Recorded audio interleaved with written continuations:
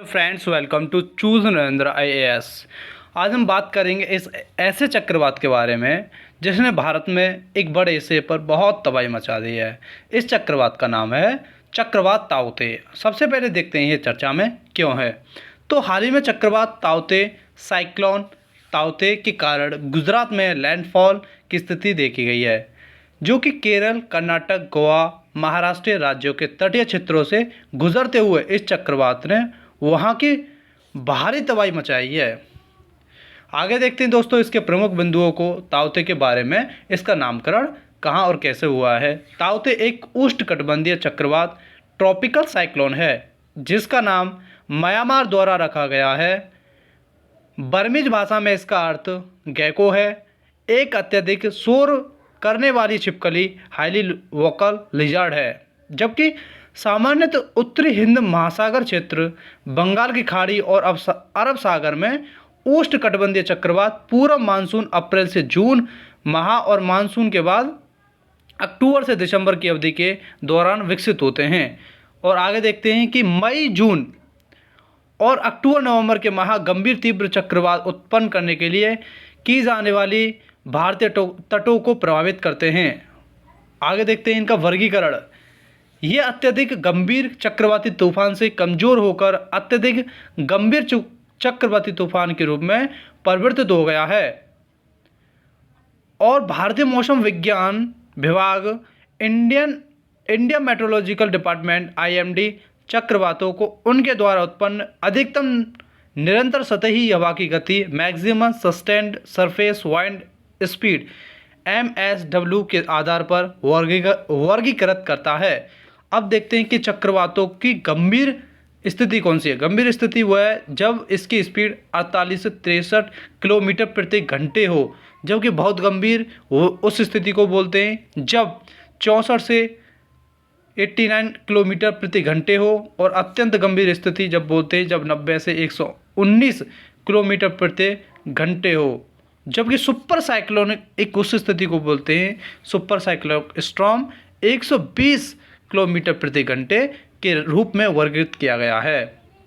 आगे देखते हैं कि एक नॉट के बराबर होता है 1.8 किलोमीटर प्रति घंटे, किलोमीटर प्रति घंटा के बराबर होता है। अब देखते हैं कि हम अरब सागर में उत्पत्ति कैसे होती है साइक्लोन के। ताउते पूर्व मानसून अवधि अप्रैल से जून में अरब सागर में विकसित होने वाला लगातार वर्षों में चौथा चक्रवात है। वर्ष सन 2018 में ओमान में आए मैकानू साइक्लोन के बाद वर्ष सन 2019 में वायु चक्रवात ने गुजरात को, तथा उसके बाद सन 2020 में निसर्ग चक्रवात ने महाराष्ट्र को प्रभावित किया था। और सन 2021 में हमारा आया ये ताउते चक्रवात। आगे देखते हैं कि वर्ष सन 2018 के बाद से इन सभी चक्रवातों को ये तो गंभीर चक्रवात सब्र साइक्लोन या उससे ऊपर की श्रेणी में रखा गया है। अब देखते हैं अरब सागर बना चक्रवातों का प्रमुख क्षेत्र। ऐसा क्यों है। प्रत्येक वर्ष बंगाल की खाड़ी और अरब सागर में औसतन 5 चक्रवात विकसित होते हैं। इनमें से 4 बंगाल की खाड़ी बे ऑफ बंगाल में विकसित होते हैं और जो अरब सागर से भी गर्म होते हैं। अरब सागर से भी गर्म है। वर्ष सन 2018 में बंगाल की खाड़ी में एक वर्ष में औसतन 4 चक्रवात विकसित हुए, वहीं अरब सागर में 3 चक्रवात निर्मित हुए, जबकि वर्ष सन 2019 में अरब सागर में 5 चक्रवात विकसित हुए और बंगाल की खाड़ी में 3 का निर्माण हुआ, जिस कारण अरब सागर में बीते 2 वर्षों में बंगाल की खाड़ी की तुलना में 3 अधिक चक्रवातों का निर्माण हुआ है। वर्ष सन 2020 में बंगाल की खाड़ी ने 3 चक्रवात तूफान उत्पन्न हुए, जबकि अरब सागर ने 2 चक्रवाती तूफान आए।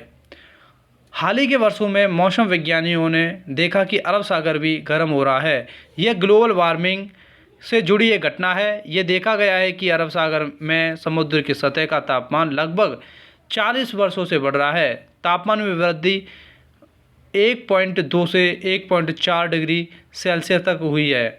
अब देखते हैं उष्णकटिबंधीय चक्रवात होते क्या। उष्णकटिबंधीय चक्रवात एक तीव्र गोलाकार तूफान है जो गर्म उष्णकटिबंधीय महासागरों में उत्पन्न होता है और कम वायुमंडलीय दबाव, तेज हवाएं और भारी बारिश इसकी विशेषताएं हैं। उष्णकटिबंधीय चक्रवातों की एक विशिष्ट विशेषताओं में एक चक्रवातों की आंख में साफ आसमान, गर्म तापमान और कम वायुमंडलीय दबाव का क्षेत्र होता है। इस प्रकार की तूफानों को उत्तरी अटलांटिक और पूर्वी प्रशांत में हरिकेन तथा दक्षिणी पूर्व एशिया में चीन में टाइफून कहा जाता है और दक्षिण पश्चिमी प्रशांत और हिंद महासागर क्षेत्र में उष्णकटिबंधीय चक्रवात, ट्रॉपिकल साइक्लोन और उत्तर पश्चिमी ऑस्ट्रेलिया में विली विलीज कहा जाता है। उत्तरी गोलार्ध में इनकी गति घड़ी की सुई की दिशा के विपरीत अर्थात वामावर्त काउंटर क्लॉकवाइज और दक्षिणी गोलार्ध में दक्षिणावर्त क्लॉकवाइज होती है। उष्णकटिबंधीय तूफानों के बनने और उनके तीव्र होने हेतु अनुकूल परिस्थितियां निम्नलिखित होती हैं। आगे देखते हैं कि दोस्तों कि 27 डिग्री सेल्सियस से अधिक तापमान वाली एक बड़ी समुद्र सतह कोरोलिस बल की उपस्थिति, ऊर्ध्वाधर व लंबवत हवा की गति में छोटे बदलाव, पहले से मौजूद कमजोर निम्न दबाव क्षेत्र या निम्न स्तर चक्रवात परिसंचरण, समुद्र तल प्रणाली के ऊपर विचलन डाइवर्जेंस। अब देखते हैं कि उष्णकटिबंधीय चक्रवातों का नामकरण कैसे होता है। इसमें देखते हैं विश्व मौसम विज्ञान संगठन वर्ल्ड मेट्रोलॉजिकल ऑर्गेनाइजेशन WMO के दिशा निर्देशों के अनुसार हर क्षेत्र के देश चक्रवातों को नाम देते हैं। उत्तरी हिंद महासागर क्षेत्र बंगाल की खाड़ी और अरब सागर के ऊपर बने उष्णकटिबंधीय चक्रवातों को कवर करता है। इस क्षेत्र के अंतर्गत आने वाले 13 सदस्य Bangladesh, Bharat, Maldives, Myanmar, Oman, Pakistan, Sri Lanka, Thailand, Iran, Qatar, सऊदी अरब, संयुक्त अरब अमीरात और यमन हैं। अब देखते हैं कि भारतीय मौसम विज्ञान के बारे में। इंडियन मेट्रोलॉजिकल डिपार्टमेंट IMD विश्व के 6 क्षेत्रीय विशिष्ट मौसम विज्ञान केंद्रों में से एक है, जिसे सलाह जारी करने और उत्तरी हिंद महासागर क्षेत्र में उष्णकटिबंधीय चक्रवातों के नाम रखने का अधिकार है। यह पृथ्वी का विज्ञान मंत्रालय की एक एजेंसी है। I hope you like this video. Please share, subscribe and thanks for the watching friends. Thank you.